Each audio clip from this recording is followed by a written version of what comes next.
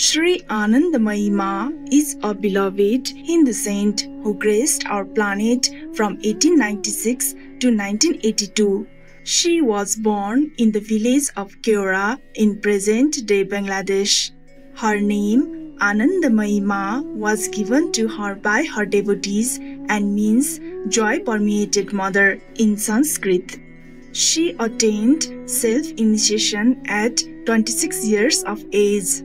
Her saintly qualities have been widely recognized and have also been mentioned by Paramhansa Yogananda in his book Autobiography of a Yogi as follows. I had instantly seen that the saint was in a high state of samadhi, utterly oblivious to her outward garb as a woman. She knew herself as the changeless soul. From that plane, she was joyously greeting another devotee of God. She traveled throughout India and Bangladesh, teaching the importance of living a God-centered life. Everyone could be in tune with the divine, and every opportunity in one's life, be it work or family, done with sincerity, love and devotion would enable one to walk the noble path. She was a vegetarian with a compassionate love for every living being. Her acceptance of all faiths and backgrounds, along with her universal teachings of divine love and joy, has enabled countless people from different walks of life to benefit from her wisdom. Sri Anandamayi Ma was renowned for her realization of joyous self-sufficiency and ability to lovingly connect with people through her spontaneous discourses, kindly directed at the individual audience to enable greatest understanding. Let us continue with selections from the book Vani, a collection of the teachings of Sri Anandamayi Ma, recorded and translated by her devotees P.2 and Atmananda respectively, where the devoted saint gives guidance on how to be close to God. All creatures are fundamentally one, for the whole universe is a manifestation of the One. A man who hears the word Himalaya without having actually set eyes on the mighty range will be under the impression that it is but a single mountain, whereas once face to face with the Himalayas, he will realize that they consist of hundreds upon hundreds of peaks, stretching over hundreds of miles, with milliards of trees, animals, birds, insects, with streams and waterfalls. Similarly, the farther one advances or the deeper one penetrates on the path of sadhana or spiritual exercise, the more clearly will be perceived the One revealed in the many and the many in the One. In actual fact, we are always with the One, but distracted by the many, we forget Him. Step by step, we learn to walk. Mouthful by mouthful, we satisfy our hunger. Single letters are composed into words. Groups of days form a month, and months added together constitute a year. You often say there is only the One without a second. This is indeed a fact, for in this universe there is nothing except the One. The world is made up of sense perceptions. Although each one of the five senses reveals a different facet of the immensity of creation, yet their endless movement originates from the One, and they again find their rest in Him. Their whole significance lies in giving expression to the One. With the one goal before you, try to focus your whole attention on one form, one perfume, one contact, or one sound, and you will eventually come to see that everything is contained in this one. Thereupon, you will realize that the One appears as the many, and that in very truth, the many are the One. you will know that nothing whatsoever exists outside of the One.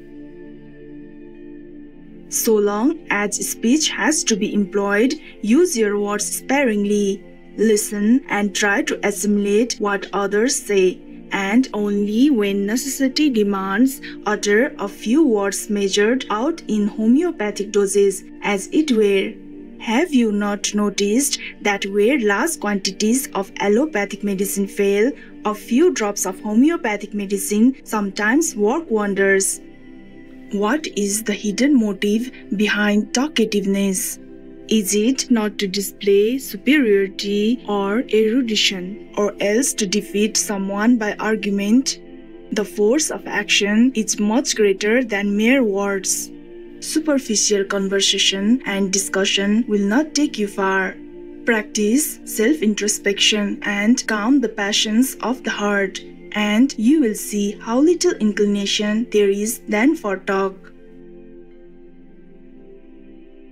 At all times, gaze into the heights and keep on mounting. If you aim at what is low, you will sink down into the netherworld.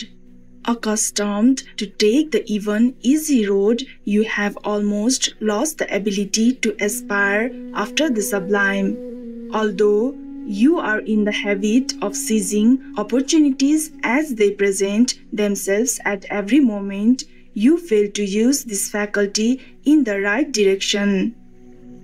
Make a sustained effort to aim at the highest, and if your eyes cannot always remain turned towards the sky, you can surely at least keep them fixed straight ahead.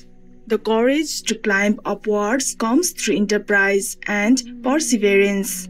You often complain that the body is willing, but the mind does not cooperate, or else that the mind is quite active, but the body lags behind. When this is so, you will have to set to work with untiring energy, or your downfall is inevitable. Courage is required in whatever one does. Courage itself is power.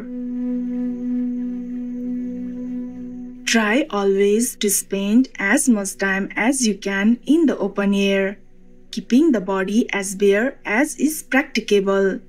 Gaze to your heart's content at the lofty mountains or on the wide ocean, and your words will be frank and free. If you cannot do anything else, at least peer at the open sky whenever you have the chance. Little by little, the rigid knots that make up your shackles will be loosened, and you will find yourself becoming freer. A fully awakened consciousness functions only through an untrammeled mind and body. To be fettered is to be crippled. You brought nothing into this world but your naked body, and one day you will have to depart stripped of everything. If during the short period that lies between birth and death you are burdened with too many possessions and luxuries, it will be very painful to leave them behind. Keep your body light, and your mind will be light. When both body and mind are light, it is easy to attain liberation. Why do you accumulate wealth and possessions? In order to maintain yourself and your family. And for whom does the family exist?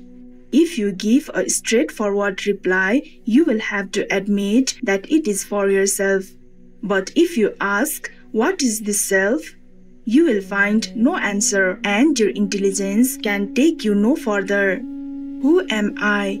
Once you sit down and ponder seriously over this question, you will soon discover that all the book learning that you have crammed into your brain in school and college, and all the practical experience you have gained in active life are not of the slightest help in solving this question.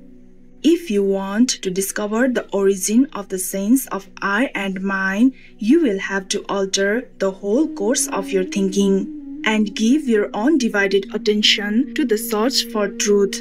Whenever the mind starts wandering, it must be firmly brought back to concentration upon the source of the I. This is the means by which to arrive at self-realization or Atmadarshan.